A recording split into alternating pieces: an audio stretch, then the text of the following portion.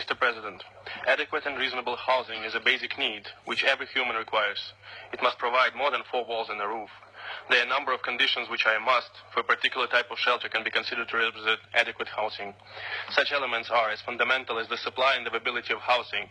Adequate housing must also meet some requirements such as availability in services, materials, facilities and infrastructure, affordability, habitability, accessibility, location, and cultural adequacy.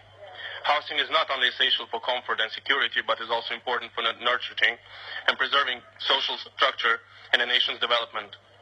The housing sector not only provides shelter to people, but also generates opportunities for skilled and unskilled workers in the construction activities, hence playing a key role in economic development.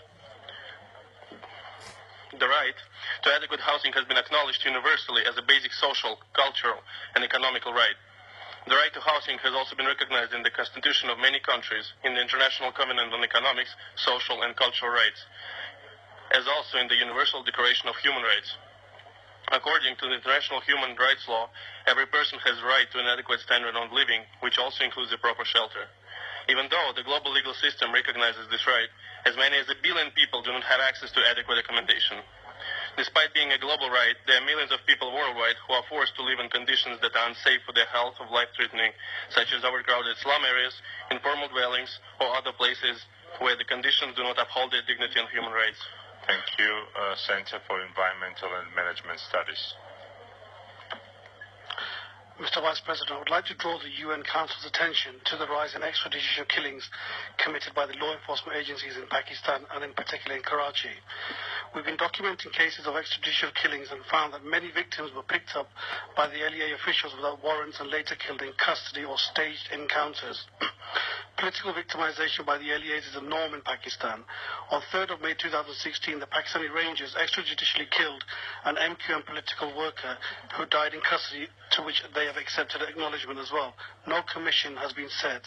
Only recently, on the 1st of March, another body of an MQM worker, Nadeem Khan, was found with brutally mutilated body marks and dumped on the side streets of Karachi.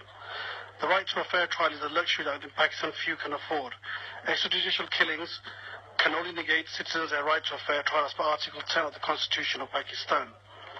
The state routinely indulges in torture and ill treatment with complete impunity, although it's a signatory to the UNCAT and other international conventions. Despite torture and ill treatment being extremely rampant, the state denies all involvement.